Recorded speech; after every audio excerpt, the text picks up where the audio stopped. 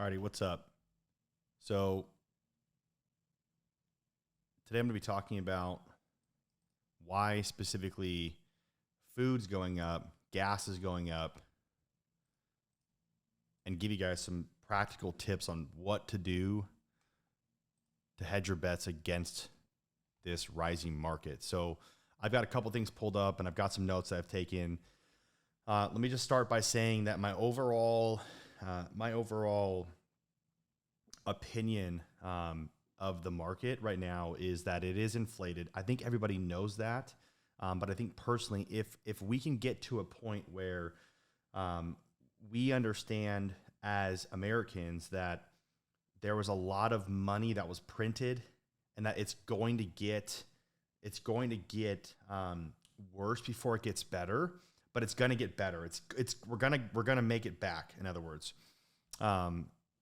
But it's going to get worse. And I'm not saying that to scare you. I'm saying that because I care and I really care. Like, I really want you to not get screwed over. Like the thousands and thousands and thousands of hours I've spent studying the 2005, 6, and 7, and 2008 market. What happened in the late 1990s with the dot-com boom, in the late 1980s with that crash or correction. Like, I care so much about your family and your kids and you being able to take care of your parents, because what I want to do, what I personally have done as Mikey Lucas, what I've done is I have made it where I am the one that takes care of my mom and my dad, my family. I have to be the one. If no one else is going to do it, and not that people in my family are not doing it, but I am saying that I have to make sure that I hold my weight.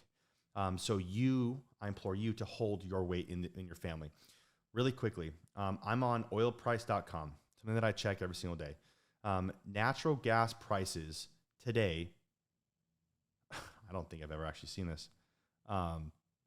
Natural gas prices today per MCF, which is like a measurement, basically like a gallon of gas, is at $9.30. $9.30. Can anybody in the comments below tell me what it was 2 years ago? Where was natural gas at, 5 years ago, 6 years ago? The average, from what I've seen, the average for gas, like normal gas, is right around like $2.50.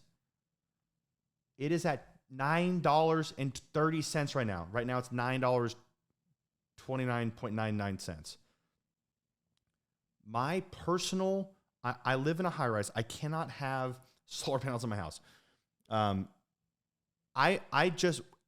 What I know about Texas specifically is my energy bills just went up literally 80% within 3 months. 80% in 3 months. That's a problem. So, why is it going up so high? Why and how long is that going to last for? Is this just a little blip and, is this going to go back down and get corrected? What it seems like, and I try to stay up to date with news, particularly around world wars, supply chains, and energy, because that's what's near and dear to my heart. That's what's near and dear to my actual business of what I do for a living. The crude, WTI crude. So what Americans say, what the economy, what the people with money say, that a gallon or a barrel of gas is right now is $119.22 a barrel. So basically $120 a barrel right now. That is one of the reasons why gas prices are so high. So not only that, I'll go through some of my notes here. Okay, the government has printed $13 trillion since COVID. Okay, that is one of the biggest problems that we have today, is that the government printed $13 trillion. Like, I wish I could show you, like, if I was you, I would go and I would just simply Google, what does $1 million look like? What does $1 billion look like? And what does $1 trillion look like in actual paper dollars? Go and look at what that is. It is so dramatic how much a trillion is to a million, let alone a trillion is to a billion. We printed 13 of them, $13 trillion.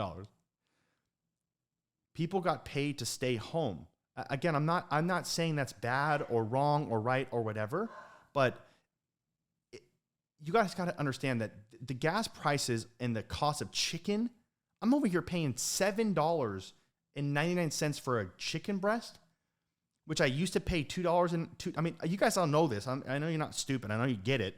But like in my head, I'm like, why am I paying that? Media, YouTube, the news, right? Outlets. My wife, right, comes home yesterday, says, "Hey, did you hear about that chicken farm that got burned down?" I'm like, "Why is?" And I'm a heavy investor into chicken. I've put 5 figures investments into actual raising chickens, like farms. So I'm directly affected by that as well as not just me swiping my card to feed my family, but my investments are affected that way as well. Why is chicken farms being mysteriously burnt down? I don't know. I don't know why. I've got some understandings of it. I've got some ideas around it, and I'm going to go through these. Okay, so the inflation imprinted by the inflation that was printed in the money, the $13 trillion that was printed by the government, is the reason why gas prices are so high. Natural gas, from my understanding, is the highest it's ever been. $9, and again, back to $9.31 right now. Again, my energy bill just went up 80% in Dallas. I'm sorry, I'm in Houston. Okay. So what is the goal for the economy? Is it whose fault is it? How long is it going to last? So here's my idea around this. This is what I've researched and been reading a lot about this. And this is what I'm going to do. The goal that I can understand is one, it's to slow the American economy. The government's goal to slow the American economy down because they've inflated it very much, as you guys all know. You guys probably all got paychecks. The goal to do that is to slow down. How the economy works is buyers' confidence inside of the economy itself. We don't have an economy if we're not buying and selling goods back and forth, right? Amazon, Walmart, Whole Foods, whatever, the whole 9 yards. The farmers markets. There is no economy if people are not buying things. If buyers' confidence is not there, we're not going to get to the point where we don't have an economy anymore. So the moment we stop spending money, which is what's about to happen, because now your dollar is not only worth less, but you can't buy as much stuff because now your gas goes from $300 a month to $600 a month, or your gas for your car goes from $300 a month to $500 a month. That means you can no longer spend another additional $200 somewhere else. Now that might mean that, yeah, sure, you get to take less of a vacation or whatever. Now, luckily for me, what I do is I just go work harder. And that's what I teach my people to do is like, look, we got to work harder and go find more new money. Like we can't just sit back and not, and just keep paying more. Like we got to go find new money. We got to find new ways to add more products or services or whatever our offerings that we do. So we have to go generate more money in this time frame.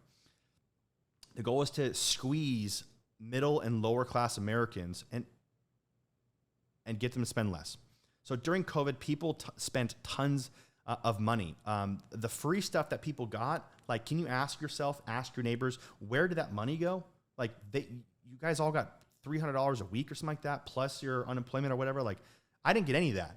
I went out and knocked on doors in the summer, in the heat, and in the winter, in the cold again. Like, that was me again, doing the same exact thing I was doing. Obviously, in the last few years, I've pivoted my company and running in a hedge fund, running an energy fund now. But in the consulting business that I have, I've converted slightly. I guess dramatically, whatever it is, dramatically probably. But where did that money go? Like, where is the money that we all got? The government right now, if you look, the press secretary, that I try to watch those with an open mind, not politically. I'm very apolitical, stand in the middle. Like, I try not to become political about what's going on. I try to actually listen and hear what's going on. The government is blaming Russia and Ukraine for the reason why our gas prices are so high. When I don't know if you guys know this or not, but I just simple Google search. I already knew this, but just to confirm, so no one said the comments below like, "Oh, Mikey, it's not actually that." 2% of oil comes from Russia. The reason why this is the Putin curse, I think the president called it the other day. The reason why our gas prices are so high is because Russia. Okay. 2% of oil and gas comes from Russia. Sweet. So again, the goal for the government is to squeeze middle and lower class America to get them to spend less. Less buying power means less of a thriving, phenomenal economy, which hopefully then doesn't make the whole economy blow up. So here's what I recommend. Here's my actual practical stuff that I'm going to do here. So what do I recommend? In my own personal business, and I told you guys this before, I don't give away my Victoria's Secrets. I give you my strategies, the Mikey strategies, the Mikey methods, the Mikey Lucas methods. That I give away the Mikey Lucas methods because I'm an open book, guys. Like the people that I coach, the people that I teach, and the people that invest into my fund, I show you guys exactly what I'm doing because I'm very, very confident in the ability to make sure that I'm not going to mess up not only my money, but my mom's money, my future kids' money, my wife's money. Like I'm confident there. Then the same goes back for my clients and my investors. I have to make sure I take my investors and my clients' money very seriously and very personally. So what am I doing? I'm no longer buying lavish stuff. I'm no longer buying, I don't really take lavish vacations in the first place, but I used to, but I mean here and there, but I don't take lavish vacations anymore. And I'm not buying a bunch of stuff that's unnecessary. Like if it doesn't help actually generate business for my company, I don't buy it anymore. Like I'm looking for a 5x return. If I'm going to buy something, when I'm investing in something, it better be a 5x return or I'm not buying it. The power of no is so important, especially right now. I save between 3 months and 6 months, and I call that my reserve fund. So if you don't have a reserve fund, I put it in a high-yielding savings account. You can use Capital One. You can use American Express. Sometimes that's pretty much the only couple banks that I know that are really, really good. Those are the two highest ones that I've seen. Everyone else is like 0.000001%, which is like you have no savings at that point. It's basically nothing. So have a savings account for at least 3 months, and more than likely now, go back to 6 months. So the guys and girls that I coach, I'm probably going to change them to a 6-month reserve. Most of them can afford it. Most of them can't. So it'll be a very easy, I guess, level of assurance for me to say, make sure, hey, look, I know that, and I'm going to talk about solar here in a second. So you're going to want to have this. And just so you guys know, you guys are commenting here. This is going to be on YouTube as well. Just so you know. But it's very important that we understand that we need to get the lavish stuff out of our life. Not going and buy. I know you want the BMW. I know you want the AMG. They're awesome. They sound great. They're beautiful works of. I looked at a Z06 and almost ordered one yesterday, a 2023 Z06. And I was like, I got to have this car. I get it. Like I want nice things all the time too, but I have the power to say no. That's what's gotten me to this point. No, and staying focused and follow your strategy. If you follow your strategy, you're going to win more than likely, right? If you just kind of like, oh yeah, let me just buy this and buy that and buy the stuff I don't need. Like, guys, you guys need to chill. 3 to 6 months of reserve, 3 months right now. And I'm going to probably honestly move to 6 months here shortly. Have all my people move to a 6 month. Lower your expenses. Another one really quickly is lower your expenses by leaving, which is something I was doing with my wife last night. And this is why I'm just bringing this third practicality one you can do right away, is lowering your expenses today. I'm not saying go and buy Starbucks pods and buy a Keurig and stop going to Starbucks, but I am saying you need to lower your expenses elsewhere. You need to find places that you're leaking. Tighten up your house, if you will. Get your things in order. This is really important, especially now. This is your warning. You saw this. This is your warning. Tighten up the ship. Batten down the hatches. Stop spending on extra crap. Okay? I'm not saying, hate your life and be miserably, but, live misery. But golly, you guys got to stop spending so much damn money. The economy is not going to stay like this forever. Let me talk about the supply chain issue really quick, and I'll almost be done. The supply chain issue. One, again, I told you already, I have investments. I have a lot of investments in chicken. I eat a lot of chicken. There was a chicken farm that magically got burnt down the other day. You're going to see probably more of that. Chicken farms, pastures, getting burnt or something like that. Something's going to happen, whether that's insurance, the government. I don't actually know, but I do know that that's probably going to continue to happen. We've seen that. Don't forget, not even a year ago, there was hundreds of supply chain boats, shipping container boats out near Long Beach. Hundreds of them. Okay, it might have been like 80, whatever. Hundreds of boats, okay? To me, it was a lot. Hundreds of containers, thousands of containers literally sitting there. This is a problem. We're about to get back into that. We caught up. Well, guess what? Now we've got countries. If you don't follow the world news, here's the world news for you. We've got supply chains coming from manufacturing plants being shut down due to coronavirus, the monkey virus, okay? Places are being shut down because they don't want to. I get it. Okay, I understand the monkey virus is real. The COVID virus is real. I understand that. I get it. Like, the flu kills a lot of people. I know that. I'm on board with that. I don't want to get the flu. I've gotten the flu twice in my life, and it was absolutely miserable. Couldn't get out of bed. It's literally around Christmas time, 2 years in a row. Absolutely horrible. It was the worst thing I've ever experienced in my entire life. Supply chains are about to get squeezed again, specifically in the solar industry. You guys, if your companies, your installers are not, if you're a sales organization, you got to make sure you have either a backup or that you confirm that your solar company that's installing for you has tons and tons and tons of panels coming, and that they have already orders for them. So you have confidence to go sell more deals. Otherwise, you have to adjust to stop saying 30-day installs. What happens when you no longer get a 20, 30, 40-day install anymore? You don't make as much money.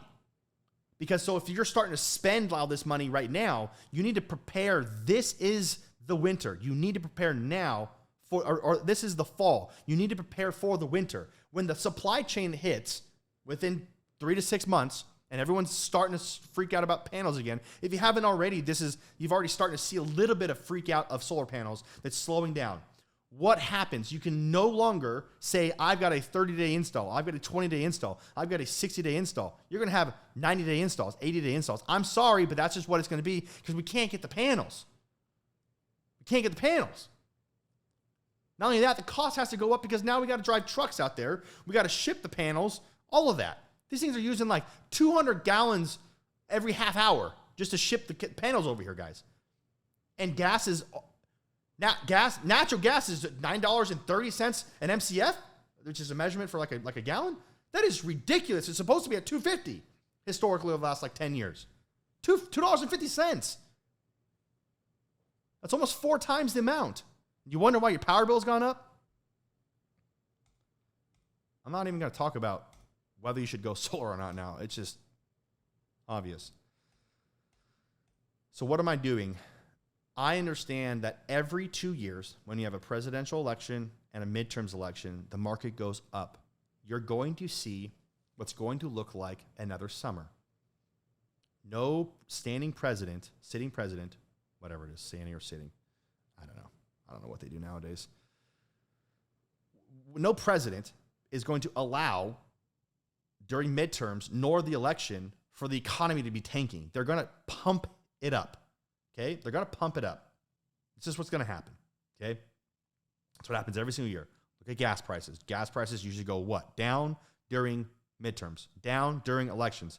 Guys, I am very, very, very clear on being able to see trends. I don't know why I'm like the weird matrix person that like sees trends. And like I talk to people about that and they're like, Mikey, you're weird. And I'm like, okay, well, I don't know. It's a God-given gift of mine. Thank God. Because now I get to help you guys and see, hey, I've gone and done the crazy weird research where you're listening to Eminem on the treadmill and I'm watching, Fox Business or CNN Business or whatever, right? Like the news talking about this stuff, trying to figure out stuff, reading articles on oilprice.com, I get information given to me and I want to see the trend. I look at charts all the time. It's really fun to me. It sounds weird, but it is fun to me. The stock market's going to go down after that. It's probably going to go down again before that, but it's going to pump up again. But just take a screenshot of where the S&P 500 is at today, which I have it here. It's at $4,124.33 today. Okay. During COVID, it dropped all the way down to, it looks like $2,304, meaning it is up 78% since the drop of COVID. Prior to COVID, the high of prior to COVID to today, it's up 22%. From the top of COVID before it dropped to today, it's up 22%. They printed $13 trillion. It's not supposed to be that high. Not only is it not supposed to be that high, they also put on more regulations. More regulations means less business. Crypto's going to go down. Probably. That's what it looks like. I'm dollar cost averaging still with my money. So I'm buying dips. I have about 10% of my money goes into crypto. And that's, I'm sticking to my guns. The real estate market's cooling off. Pace Morby talked about, he went live the other day, or had a video the other day, and said, all right, guys, something's happening with the market. Remember, I'm like friends with Cole Hatter, Cody Sperber, now Pace Morby. These guys that are huge investors, and they're all telling, I'm in the room with them when they're talking behind the scenes when no one's around. Right? When they're not selling their programs, they're talking about what the market's doing, and I hear it. Thank God I'm able to hear it. Not only that, but I serve them, just so you guys know. I serve them. I still serve them. That's why they like me being around them, because I serve them. I don't ask for handouts. I just give to them with nothing asked in return other than just to be there. Real estate market's cooling off. Houses that are on the market are no longer getting 6, 7, 12, 15, 40, 50 different offers. Pace Morby said he has 5 houses on the market right now, and all of them are not getting offers. Now, is that because it's too high? Is it because there's not enough people that want houses? I thought there was a supply chain issue with houses. Supply shortage with houses. Why aren't people buying them? Because people can no longer afford them. Because why? The Federal Reserve has raised the interest rates again and again and again. Jerome Powell. You guys don't know who Jerome Powell is, you probably should follow him. He's a federal chair. He's the chairman of the Federal Reserve. The guy that runs everything, basically. Okay, him and the president talked, I think yesterday or the day before, and they were basically talking about how they were going to make sure that the economy didn't completely blow up. And if it blows up, how they get through the wreckage, basically. So I'm obviously not buying any more real estate. I'm not buying the burning house. I'm good. I'll pass. I am putting my money into energy. Yesterday, I closed a 6-figure investment into energy that it's kind of stupid right now. We're getting like our money back within I think it's like 6 to 8 months. Again, we'll see.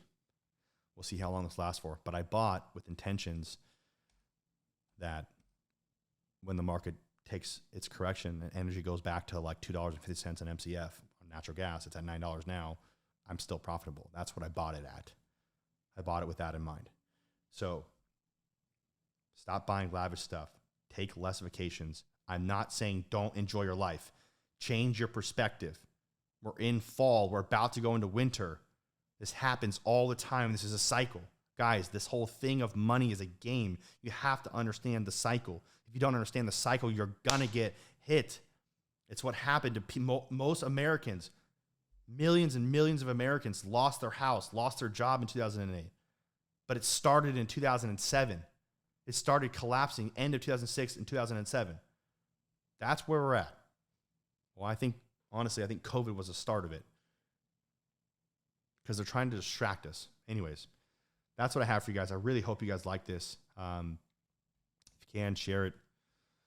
I have a book that's coming out. It's called Purposeful Profit, Mastering the Millennial Mindset for Success. You can pre-order it today on Amazon, as well as on my website, MikeyLucas.com. All my stuff's in my Instagram bio. Follow me on YouTube. Yeah, follow me on YouTube. That'd be really helpful. I'm trying to grow my YouTube, so if you want to do anything, I'm posting this on YouTube, and follow me there. Appreciate it. Put on the like bell or whatever that's called. I'm now a YouTuber. All right. Peace, love, and joy. I'm out.